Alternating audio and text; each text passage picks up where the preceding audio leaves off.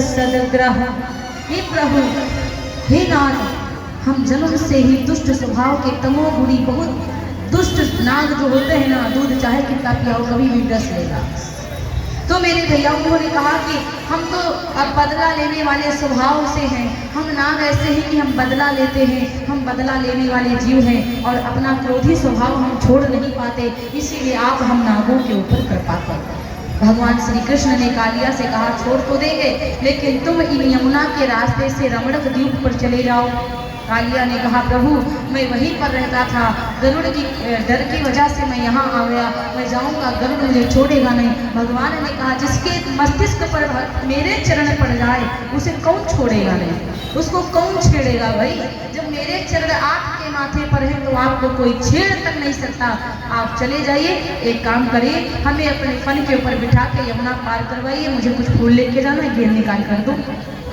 गेंद को लिया, फूलों को लिया, भगवान पर पे नृत्य कर रहे हैं कि नटवर नागर नंदा भजो रे मन गोविंदा, नटवर नागर नंदा भजो रे मन गोविंदा, नटवर नागर नंदा।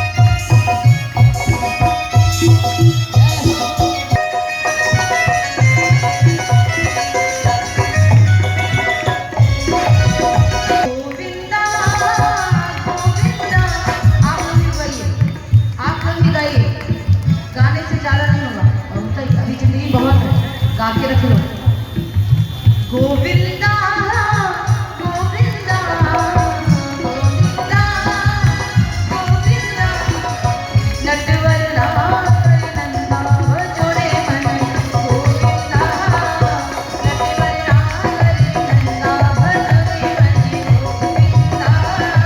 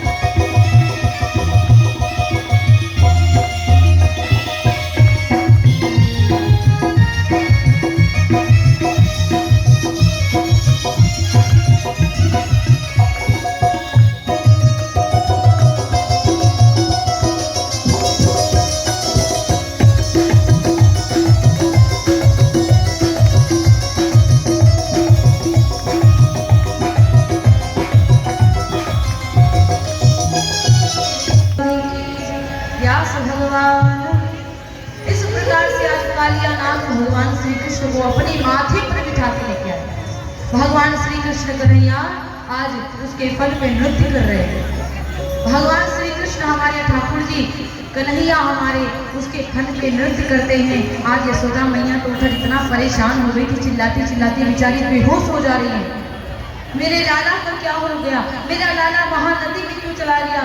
अब मैया तो इतना रो रही थी, नंद बाबा तो इतना रो रहे थे कि पूछो मेरे भैया। इसलिए अब कहा जाता कि एक बार फिर वही अभी पूरी व्यवस्था नहीं कर पाए थे। वृंदावन में दावानल एक आया राक्षस। दावानल आग से विचार कर रहा था कि पूरी पार्टी को जला देंगे। भगवान कन्हैया के पूरे परिवार को, ग्वाल बालों को, उनके पूरे वासियों साथ में रहने वालों को सब कुछ जला देगा। दावानल अपनी इतनी आग फैलाता है। भगवान कन्हैया जी क्या करते हैं, आज दावानल को निगल जाते हैं। पूरी आग को भगवान कन्हैया निगल गए। यशोदा मैया देख गई घबरा गई। जब यशोदा मैया देख करके घबरा गई, भगवान कन्हैया ने देखा मैया हमको देख रही, हम आँख खा रहे। अब तो बड़े परेशान कन्हैया ने सोचा ये माया को भी हमको बहुत समझाना। एक तरफ का मामला शांत नहीं हो पाता, दूसरी तरफ मैया हमारी कुछ ना कुछ जान जाती है। योग माया आई और फिर से क्या हुआ कि योग माया यशोदा मैया को समझाती हैं और फिर जाकर के दावानल को समापन हुआ। तिक्की घोड़ा खेलते हैं। तिक्की घोड़ा जानती हैं, जैसे कि पापा घोड़ा बनते या बड़ा भाई घोड़ा बनता, छोटा बच्चा उस पर बैठता टिक टिक टिक टिक करता है, ये होता है तिक्की घोड़ा। अभी तिक्की घोड़ा खेल रहे हैं। दाऊ जी घोड़ा बनते हैं, कन्हैया जी बैठ करके ऊपर टिक टिक करते हैं ऐसे ऐसे। ये तिक्की घोड़ा खेलते हैं, बड़ा ही आनंद आता है भाइयों के प्रेम में। इतना ही सब लोग बड़े प्रसन्न हैं। क्या हुआ, ये बंसी की आज वेणु की बात आई है। वेणु बंसी की धुन को बजाते हैं। भगवान कन्हैया ऐसी बंसी बजाते हैं ना, सारी सखियां, सारी गोपियां सब दीवानी हो जाती हैं। राधा जी का प्रथम मिलन पता है कैसा हुआ। पहली बार एक बार क्या हुआ कि ये जो गाय वालिनियाँ हैं, इनके साथ में इनकी सबसे खास सहेली ललिता। ललिता क्या करती, चंद्रावली ललिता, ये दोनों राधा जी को लेके गई यमुना के पास। राधा रानी इतनी हमारी प्यारी है, इतनी भोली है, वो है रानी लेकिन रहती है उनके, वो खुद के इशारों पे लोगों को नहीं नचाती, लोग उनको अपने इशारों पे नचाते। उनकी सखियां राधा के इशारे पे नहीं नाचती, स्वयं उल्टा राधा सखियों के इशारे पे नाचती। इतनी प्यारी, कोई राजकुमारी होगी, कोई धन में ज्यादा अमीर होगी, कोई के माता। राधा रानी कीर्ति माता के गर्भ से नहीं आई, लक्ष्मी का अवतार है श्री राधा रानी सरकार हमारी। राधा रानी हमारी प्रकट होती है, राधा रानी का प्राकट्य होता है। श्री राधा रानी प्रकट होती है। मेरे भैया कहा जाता है कि हमारी राधा रानी एक बार सखेल के लिए बहुत गाड़ी वाले दिमाग खराब कर आराम से रहिए ना भैया। मेरी सामने सरकार भीड़ है, मानते लेकिन थोड़ा कंट्रोल हो।